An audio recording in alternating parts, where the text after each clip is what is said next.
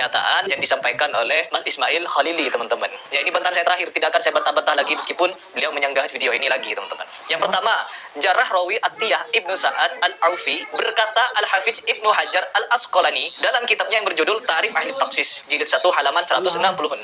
Atiyah Ibnu Sa'ad Al-Aufi lemah hafalannya, terkenal dengan tadlis, tindakan pemalsuan atau tipuan.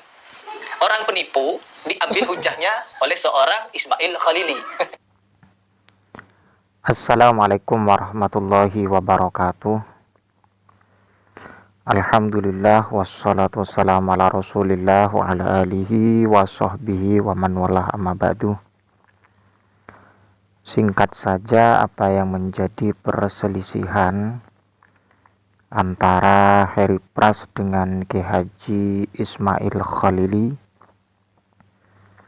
tentang riwayat hadis yang disampaikan oleh Habib Jindan, yang mana dalam konteks ta'limul malaikah terhadap orang yang belum sampai menghafal Al-Quran,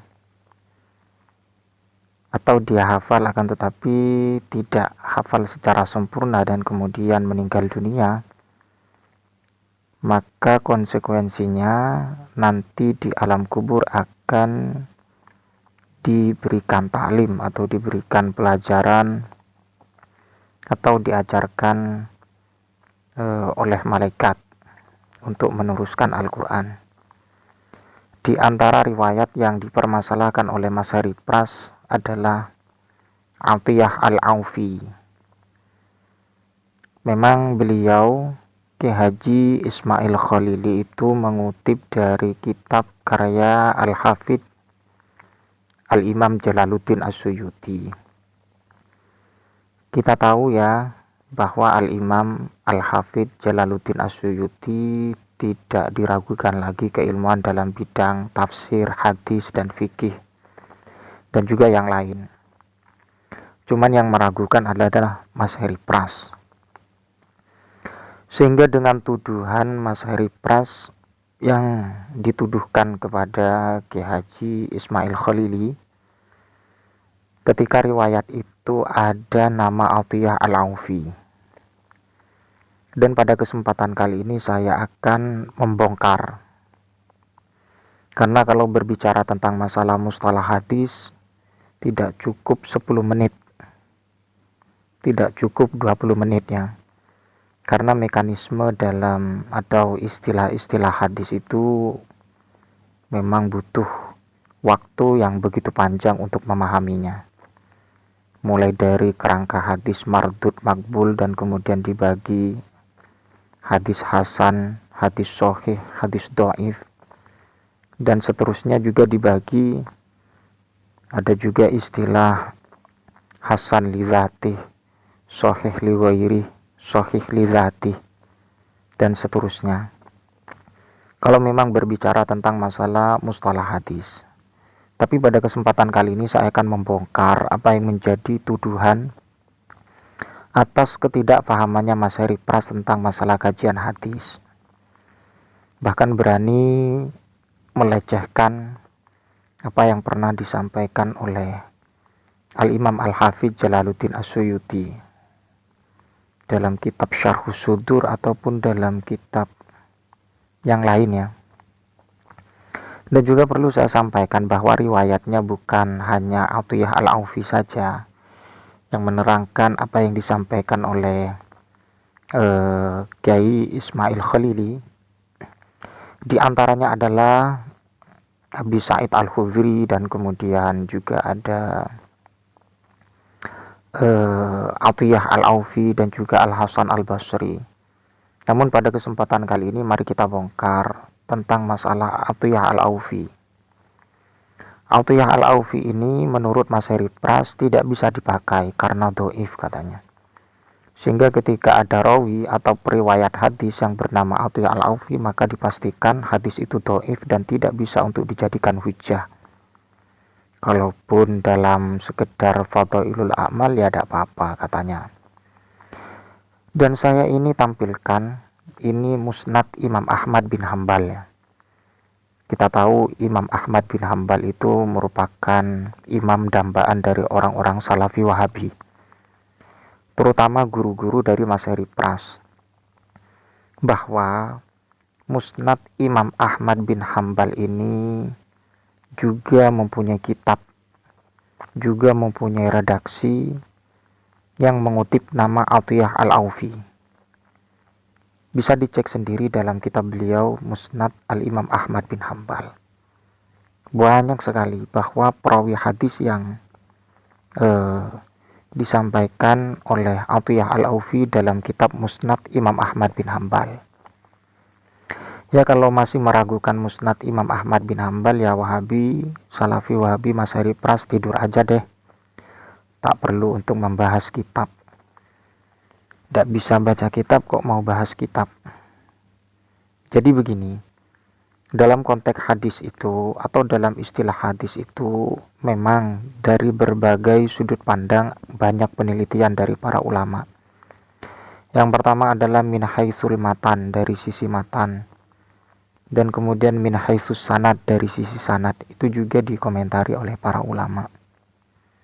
Tapi tidak sembarangan memberikan kesimpulan, oh ini dhaif, tidak dijadikan hujah karena Athiyah Al-Aufi orangnya dhaif. Kalau berbicara tentang hadis, ya mestinya harus juga berbicara tentang sanad atau isnadnya, yang mana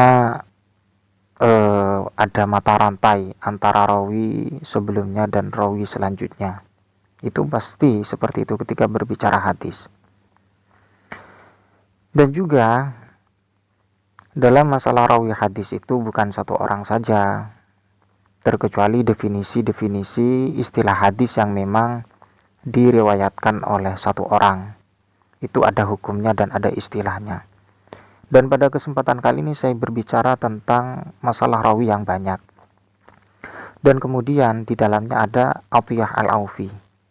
Ini dalam kitab Musnad Imam Ahmad bin Hambal dijelaskan, Haddatsana Utsman bin Umar, akhbarana Malik bin Miwal, an Athiyah Al-Aufi, an Abi Sa'id Al-Khudri anna Rasulullah sallallahu alaihi wasallam qala, inna rajula min ummati la yashfa'u lil fi'ami minan nas fa yadkhuluna al-jannata bi syafa'atihi wa inna rajula la yashfa'u lil qabilati minan nas al-hadits atau kama qala. Bisa dilanjut sendiri ya. Ini matan hadisnya. Yang namanya matan hadis itu ya teks redaksinya, inna rajula ila akhiril hadis. Dan kemudian haddatsana Utsman bin Umar, akhbarana Malik bin Miwal, an Athiyah Al-Aufi an Sabit an Abi Sa'id Al-Khudri. Ini rijalul hadis atau ruwatul hadis atau perawi hadis. Bahwa di sini ada namanya Athiyah Al-Aufi yang berada dalam kitab Musnad Ahmad bin Hambal. Beliau mengutip juga riwayat ini, Pak ya. Perawi Athiyah Al-Aufi ini dikutip oleh beliau. Jadi kalau paham hadis, Masyari Pras tidak akan mempermasalahkan apa yang ditampilkan oleh Ki Haji Ismail Khalili, dan apalagi beliau merujuk atau berargumen terhadap Al-Imam Al-Hafidz Jalaluddin As-Suyuti. Jadi mari kita lihat takliknya. Takliknya ini hadis positif, ini hadis disampaikan oleh atau ditulis oleh Al-Imam Ahmad bin Hambal. Ada nama Athiyah Al-Aufi. Mari kita lihat takliknya. Takliknya ini nomor 1 takliknya ya. Shahihun li ghairihi. Shahihun li ghairihi itu aslinya hadis hasan. Akan tetapi ada penunjang, ada syahid ya. Ada penyokong, maka bisa menjadi shahih li ghairihi. Tapi asalnya hadis ini hadis hasan. Berhubung ada penunjang dari berbagai aspek, bisa naik kepada shahih li ghairihi. Wa hadza isnadun dhaifun li du'fi Athiyah Al-Aufi. Jadi secara kepribadian Athiyah Al-Aufi itu memang dhaif. Akan tetapi ketika berbicara tentang rijalul hadis, bukan hanya Athiyah Al-Aufi saja yang perlu kita cermati. Wa hadza isnadun dhaifun, dan isnad ini adalah isnad dhaif. Tapi bukan berarti hadis ini tidak bisa diamalkan, bos. Ini sudah jelas hadisnya shahihun li ghairihi. Ketika hadis sahih li ghairi, maka boleh untuk ihtijat, dijadikan hujjah. Wa hadha isnadun dha'ifun li du'fi Atiyah al-Aufi. Isnadnya ini dhaif dikarenakan kedhaifan Atiyah al-Aufi secara kepribadian ya, dari Atiyah al-Aufi. Wa baqi rijalihi thiqatun. Wa baqi rijalihi thiqatun. Wa baqi rijalihi thiqatun rijalus syaikhaini. Adapun selain Atiyah al-Aufi atau perawi hadis-hadis yang lain itu adalah orang-orang yang thiqah, termasuk rawi dari Al-Imam Bukhari, atau saya baca bisa juga wa baqi rijalihi thiqatu rijali syaikhaini, atau bisa saya baca seperti itu. Wa baqi rijalihi thiqatu rijali syaikhaini, bahwa selain Atiyah al-Aufi itu perawinya adalah rawi yang thiqah dan termasuk daripada perawi hadis Al-Imam Bukhari dan Imam Muslim. Siapa? Utsman bin Amr, huwa ibnu Faris al-Abdi. Mari kita cek. Ini kan benar kan? Haddatsana Utsman bin Amr, akhbarana Malik bin Miwal, an Atiyah al-Aufi.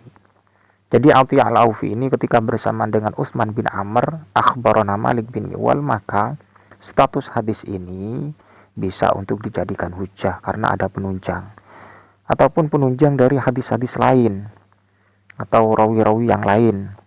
Tapi secara matan ya hadis ini, tapi perawinya banyak yang thiqah hadis lain, maksudnya rawi-rawi yang lain. Juga para ulama menampilkan seperti ini, biasanya seperti itu ya. Jadi kalau kita berbicara tentang kepribadian rawi itu tidak bisa untuk kita mengkaitkan hadis ini dhaif, tidak. Tapi kita lihat dulu, cek perawinya bagaimana, bersama rawi siapa, dan statusnya bagaimana. Dan kemudian kita kontekstualkan dengan Al-Imam Al-Hafidz Jalaluddin As-Suyuti. Tidak mungkin Pak, beliau itu ahli hadis, bergelar Al-Hafidz. Kalau memang beliau itu bukan orang sembarangan Pak ya. Jadi kalau orang di pesantren itu pasti tahu bagaimana kredibilitas daripada Al-Imam Al-Hafidz Jalaluddin As-Suyuti.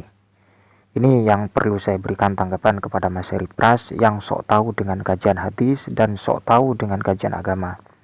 Wallahul muwaffiq ila aqwamit thoriq. Assalamualaikum warahmatullahi wabarakatuh.